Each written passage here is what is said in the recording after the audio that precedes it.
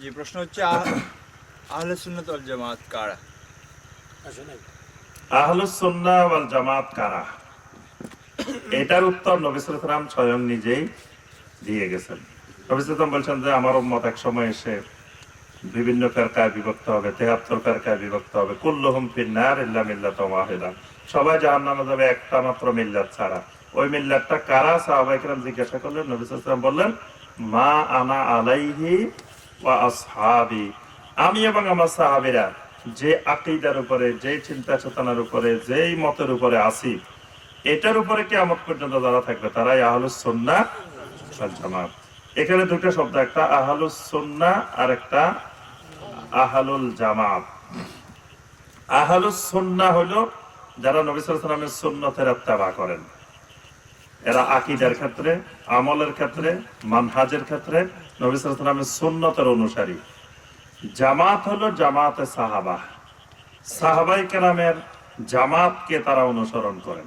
অর্থাৎ কোরআন আর আয়াতকে, নবী সাল্লাল্লাহু আলাইহি ওয়াসাল্লামের হাদিসকে, দ্বীনকে সাহাবাই কেরামের জামাত যেভাবে বুঝেছেন সেইভাবে বোঝার চেষ্টা করে।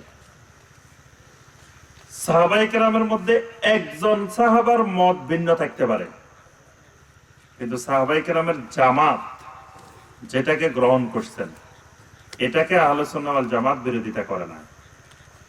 যেমন সূরা আল ফালাক, সূরা আন নাস, এই দুটা সূরা কি কোরআনের আয়াত কিনা, কোরআনের সূরা কিনা, এটা নিয়ে আব্দুল্লাহ ইবনে মাসউদ রাদিয়াল্লাহু তাআলা আনহু গোরা করতেছিল। তিনি বলছেন না, এই দুটা কোরআনের সূরা না। কিন্তু এই দুটা কোরআনে আছে কি নেই? তাহলে সাহাবাই কেরামের জামাত এটাকে কোরআনের সূরা হিসেবে গ্রহণ করছেন, কিন্তু একজন সাহাবী গ্রহণ করেন নাই। এরকম অসংখ্য জিনিস আছে, আকীদা আছে, আমল আছে, একজন সাহাবী এই ক্ষেত্রে একতলাপ করছেন, একজন সাহাবী এটা করেন, কিন্তু বিশাল জামাত এটা গ্রহণ। আমাদের আকীদাটা হবে নবী সাল্লাল্লাহু আলাইহি ওয়াসাল্লামের সুন্নতের আলোকে এবং সাহাবায়ে কেরামের জামাত যেটাকে গ্রহণ করছেন, এজন্য আহলুস সুন্নাহ ওয়াল জামাত। জি, আহলে হাদিসরা কি আহলে সুন্নাত ওয়াল জামাত কিনা? আহলে হাদিসরা তো অবশ্যই আহলে সুন্নাহ ওয়াল জামাত, এবং হানাফিরাও আহলে সুন্নাহ ওয়াল জামাত। হানাফি মাযহাব যারা অনুসরণ করেন তারাও আকীদার দিক থেকে আহলে সুন্নাহ ওয়াল জামাত। হানাফি কোনো আকীদার মাযহাব না, আকীদার মাযহাব হলো আহলুস সুন্নাহ ওয়াল জামাত। সবার আকীদা, অর্থাৎ এই বাংলাদেশে যত মত, যত পথ, যতজন আমরা বসবাস করি, সকল মুসলমানের আকীদা হলো আকীদায়ে আহলুস সুন্নাহ ওয়াল জামাত। এই দেশে কোনো শিয়া নাই, অল্প সামান্য শিয়া আছে। শিয়াদের আকীদা হলো আহলুস সুন্নাহ ওয়াল জামাতের বাইরে। মুতাজিলাদের আকীদা, জাহমিয়াদের আকীদা, এরকম বিভিন্ন ফিরকা আছে, তাদের আকীদা হলো আহলুস সুন্নাহ ওয়াল জামাতের বাইরে। আর বাকি সকলের আকীদা হলো আকীদায়ে আহলুস সুন্নাহ ওয়াল জামাত। আসসালামু আলাইকুম। আপনি কি মদিনায় পড়েছেন? মদিনার আলেমরা বড় না দেওবন্দি আলেমরা বড়? দলিল সহ উত্তর দিন। অনেক সুন্দর প্রশ্ন। প্রথম কথা হলো আমি মদিনায় পড়ি নাই, আমি মাদানী না। তবে আমি ওলামায়ে মদিনাকে মহব্বত করি, ওলামায়ে মদিনাকে ভালোবাসি, ওলামায়ে মদিনার অনুসরণ করার চেষ্টা করি, এবং ওলামায়ে মদিনার মানহাজকে, ওলামায়ে মদিনার দাওয়াতকে আমি পৃথিবীর মধ্যে সবচেয়ে সহিহ, সবচেয়ে বিশুদ্ধ কোরআন সুন্নাহর অনুকূলে মনে করি। এজন্য আমি সবসময় সারা দেশে বিদেশে সব জায়গায় ওলামায়ে মদিনার মানহাজের দিকে, ওলামায়ে মদিনার আকীদার দিকে, আমলের দিকে দাওয়াত দিই। প্রশ্ন করেছেন ওলামায়ে মদিনা, মদিনার আলেম বড় না দেওবন্দের আলেম বড়? আল্লাহ রাসূল সাল্লাল্লাহু আলাইহি ওয়াসাল্লাম বললেন, এক সাহাবী হাদিস বর্ণনা করতেছেন, তিরমিজির মধ্যে এই হাদিসটা আছে, যে এক সাহাবী বলতেছেন যে আমি এবং আল্লাহ রাসূল সাল্লাল্লাহু আলাইহি ওয়াসাল্লাম একই বছর জন্মগ্রহণ করছি, আমল ফিলের বছর। তো বাকি একজনে জিজ্ঞাসা করলেন যে আপনি বড় না আল্লাহ রাসূল সাল্লাল্লাহু আলাইহি ওয়াসাল্লাম বড়? তো ওই সাহাবী বলেন, আল্লাহু আকবার, ওয়া রাসূলুল্লাহ সাল্লাল্লাহু আলাইহি ওয়াসাল্লাম আকবারু মিন্নি, যে আল্লাহু আকবার, আল্লাহ রাসূল সাল্লাল্লাহু আলাইহি ওয়াসাল্লাম আমার থেকে সব দিক থেকে বড়, কিন্তু জন্মের দিক থেকে আমি কয়েকদিনের বড়। তাহলে এখানে বড়টা দুই ধরনের বড় হইতে পারে। এক ধরনের বড় জন্মের দিক থেকে বড়, আর এক ধরনের বড় হইল হ্যাঁ, সর্বাধিক থেকে। তো কোথায় রাসূলুল্লাহ সাল্লাল্লাহু আলাইহি ওয়াসাল্লাম আর কোথায় একজন সাহাবী? এই জন্য তিনি বলছেন যে সব দিক থেকে আল্লাহ রাসূল সাল্লাল্লাহু আলাইহি ওয়াসাল্লাম বড়, কিন্তু বয়সের দিক থেকে, জন্মের দিক থেকে আমি কয়েকদিনের বড়। মুসা আলাইহিস সালাম আর আল্লাহ রাসূল সাল্লাল্লাহু আলাইহি ওয়াসাল্লাম দুইজনকে নিয়ে একজন ইহুদি আর একজন মুসলমান ঝগড়া লাগছে। সহিহ আল বুখারীর হাদিস। ইহুদি কয়, ওয়াল্লাহি আল্লাযী ইসতাফা মূসা আলাল আলামিন, আল্লাহর কসম, ওই আল্লাহর কসম যে আল্লাহ মুসা আলাইহিস সালামকে সমগ্র পৃথিবীর উপরে মনোনীত করেছেন। আরেকজন কয়, ওয়াল্লাহি আল্লাযী ইসতাফা মুহাম্মাদান আলাল আলামিন, আল্লাহর কসম যিনি মুহাম্মদ সাল্লাল্লাহু আলাইহি সাল্লামকে সমগ্র বিশ্বের উপরে মনোনীত করেছেন। দুজনে ঝগড়া লাগছে। ঝগড়া লাগার পরে পাল্লাতামাল ইহুদি, মুসলমানটা রাগে আর থাকতে পারে না, ইহুদির থাপ্পড় মারছে। ইহুদি নবী সাল্লাল্লাহু আলাইহি ওয়াসাল্লামের কাছে গিয়ে বিচার দিছে যে এই আমাকে এরকম বলছি, আমি এই বিচার দিছে। দেখেন, ইহুদি বিচার চাইছে কার কাছে? আল্লাহ রাসূল সাল্লাল্লাহু আলাইহি ওয়াসাল্লাম। কারণ জানে যে আল্লাহ রাসূল সাল্লাল্লাহু আলাইহি ওয়াসাল্লাম কখনো ইহুদি আর মুসলমান দেখবেন না, বিচারের ক্ষেত্রে ইনসাফ কায়েম করবেন। এজন্য নবী সাল্লাল্লাহু আলাইহি ওয়াসাল্লাম কাছে বিচারের জন্য গেছে।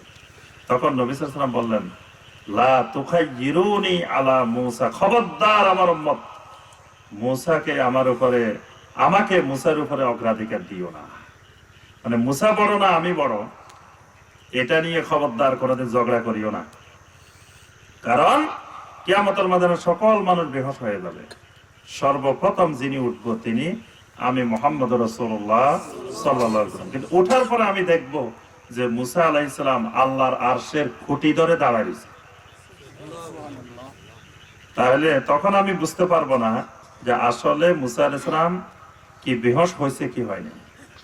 অর্থাৎ মুসা আলাইহিস সালাম দুনিয়াতে একবার বেহুশ হয়েছিল, সে বেহুশের বিনিময়ে মনে হয় আল্লাহ তাকে আর বেহুশ করে নাই, উনি আগে ভাগেই খুঁটি ধরে দাঁড়াইছে। সুবহানাল্লাহ। আমরা ছোটবেলায় গল্প শুনছিলাম, কয় সাদের দেশে যখন গেছে তখন এক লোক নাকি আগে যায় বসে গেছে। এই গল্প শুনছেন? সাদের দেশে যাই দেখে নীল আর্মস্ট্রং আরো যারা যারা গেছে তারা সাদের দেশে নামি দেখে যে এক লোক আগেই বসে দিচ্ছে। জিজ্ঞেস করে, কিরে ভাই তুমি কোন জায়গার? কয় নোয়াখালী। উনি নাকি আগে যাই বসে দিচ্ছে সাদের দেশে। এবং গত শতাব্দীর সবচেয়ে মিথ্যা কথা নাকি চাঁদে যাওয়া। আপনার এই গত 100 বছরের, গত শতাব্দীর সত্য মিথ্যার অনেক পত্রিকা যাচাই বাছাই হয়েছে, অনেক বিশ্বের বড় বড় গবেষকেরা শেষ পর্যন্ত বিজ্ঞানীরা বলছেন যে চাঁদে গেছে, এটাই মিথ্যা কথা। কিন্তু দুনিয়ার মানুষের খাওয়াই দিছে, আমরা মনে করি যে চাঁদে মানুষ গেছে। কারণ তারা অনেক দলিল দিছে, কয় চাঁদে বলছে আলো নাই, বাতাস নাই, পানি নেই, কিচ্ছু নাই। তো এখন পতাকা যেটা ছবি দেখাইছে, পতাকা উঠতেছে বাতাসে। তো চাঁদে যদি বাতাসে না থাকে পতাকা উড়ে কেমনে? পতাকা উঠতেছে দেখাই দিছে ছবিটা।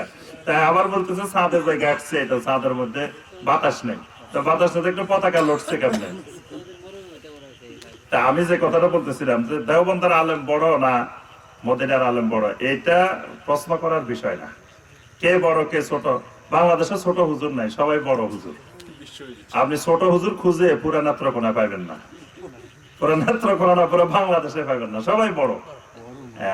দেওবন্দের আলেমেরও বড়, মদিনার আলেমেরও বড়। তবে বড় আর ছোটর বিষয় না এখানে। শাইখুল ইসলাম, আমার একটু প্রশ্নের উত্তর দিতে সময় লাগে, এই জন্য প্রশ্নের উত্তর দিব আমরা কম, কিন্তু একটু বুঝে উত্তর দেওয়ার চেষ্টা করবো, কারণ প্রশ্নগুলো বুঝার বিষয়। আপনার শাইখুল ইসলাম ইমাম ইবনে তাইমিয়া রাহিমাহুল্লাহ বলছেন যে আলেম বড় হইলে তিনি যে শিরক চিনে ফেলবেন, বেদাত চিনে ফেলবেন, এটা ভুল। আলেম যেমন বড়, তিনি বড় মুশরিকও হইতে পারে। আলেম বড় বড় বেদাতিও হইতে পারে। কারণ জমিনে শিরকের আবিষ্কার, বেদাতের আবিষ্কার কোন মূর্খ লোকে করে না, আলেমেরাই করে। মক্কার মধ্যে সবচেয়ে বড় আলেমের নাম ছিল ইবনে হুবায়রা। মক্কা মুকাররমার সবচেয়ে বড় আলেম জাহেলি যুগে। এই 360 মূর্তির পূজা আবিষ্কার করছে এই সবচেয়ে বড় আলেমটা, ইবনে হুবায়রা। এই লোকেই মূর্তি পূজার আমদানি করছে, সিরিয়া থেকে মূর্তি নিয়ে আসছে, আনে আল্লাহর ঘরে ঢুকাইছে। কিন্তু কোন মূর্খ লোকে যদি ঢুকাইতো তো মক্কার মানুষ মারি তারে বাইর করে দিত। কিন্তু দেখছে যে এত বড় আলেম ঢুকাইছে, এজন্য কেউ আর বিরোধিতা করে নাই, বরং সবাই আসে মূর্তি পূজা শুরু করছে। এজন্য বড় আলেম মানে বড় শিরক চিনে ফেলবে, বেদাত চিনে ফেলবে তা না। এটা এত সূক্ষ্ম জিনিস, শিরক চিনা বেদাত চিনা। এটা আল্লাহ রাব্বুল আলামিন কাউকে খাস ভাবে রহমত না করলে, আল্লাহর নেয়ামত না পেলে সে শিরক চিনবে না, বেদাত চিনবে না। তার কাছে সব সমান মনে হবে। শিরক আর তাওহীদ, সুন্নাত আর বেদাত সমান মনে হবে। আর ঠাট্টা করে একটা দাতি আর একটা বেদাতি, দাত আর বেদাত, ঠাট্টা করে বেদাত। অথচ বেদাত ঠাট্টার বিষয় না। বেদাত বলা হয়েছে কুল্লু বেদাতিন দলালা ওয়া কুল্লু দলালাতিন জাহান্নামে যাওয়ার বিষয়। এটা ঠাট্টার বিষয় না। অর্থাৎ বেদাত আর সুন্নাত বুঝে না। না আলেম বড়, ওই মিয়া এত বড় আলেম বুঝে না, ওই মিয়া এত বড় আলেম এটা বুঝে না। বড় আলেম হতে পারে কিন্তু নাও বুঝতে পারে। ঘরের মধ্যে মানুষ 10 জন, ঘরে গোখরা সাপ একটা লুকাই দিচ্ছে। গোখরা সাপ ছিলেন তো আপনারা কি কন? যে গোখরা সাপ, গোখরা সাপ বিষাক্ত সাপ, যেটা একবার ফনাদরি থাকে এইভাবে। হ্যাঁ, এই সাপটা ঘরে লুকাই দিছে। ঘরে মুরব্বী আছে, বড় লোক আছে, কেউ দেখে নাই। একটা ছোট্ট বাচ্চা দেখে গেছে, দেখতে পারে না। বড় মুরব্বীও দেখে নাই, কেউ দেখে না, কিন্তু ছোট বাচ্চাটা ওখান দিয়ে হেঁটে যাচ্ছে, তখন একবারে ছোট করে উঠছে, তখন ছোট বাচ্চাটা দেখে গেছে। তাহলে শিরক বড় বড় আলেমও না দেখতে পারে, একজন সাধারণ লোকও দেখে যেতে পারে এখানে শিরক আছে। বুঝতে পারছেন? এই জন্য আপনি অনুসরণ করার জন্য কোনটা বড় আলেম ওইটা ফলো করা জরুরি বিষয় না। জরুরি বিষয় হলো কোনটা হক কোরআন সুন্নাহর অনুসারী আর কোনটা বেদাতের অনুসারী, শিরকের অনুসারী। আমরা বলবো ওলামায়ে দেওবন্দ বড়, ওলামায়ে মদিনাও বড়। তবে মদিনার ব্যাপারে কিছু সার্টিফিকেট আছে যেটা অন্য কোন জায়গার ব্যাপারে মদিনার সার্টিফিকেট হলো বুখারীর মধ্যে একটা অধ্যায় আছে, দেখবেন ফাজাইলুল মাদিনা, মদিনার ফজিলত। এখানে নবী সাল্লাল্লাহু আলাইহি ওয়াসাল্লাম বলেছেন ইন্নাল ঈমানা লা ইয়ারিজু ইলাল মাদিনা কামা তারিজুল হাইয়াতু ইলা জুহরিহা। সাপ যেমন গর্ত থেকে বের হয়ে সব জায়গায় ঘুরে আবার গর্তে ঢুকে আসে, মদিনার ঈমানটা সারা দুনিয়া ঘুরে আবার মদিনায় আসবে। তাহলে কিয়ামতের আগে যখন সারা দুনিয়াতে ফিতনা শুরু হবে, তখন বিশুদ্ধ ঈমানটা কোথায় পাওয়া যাবে? মদিনা, দারুল ঈমান। এটা এখানে আল্লাহ পাক বিশুদ্ধ ঈমানকে হেফাজত করবেন। তো যেই জায়গায় বিশুদ্ধ ঈমান থাকবে সেই জায়গায় বিশুদ্ধ আমলও থাকবে, সেই জায়গায় বিশুদ্ধ ইলমও থাকবে।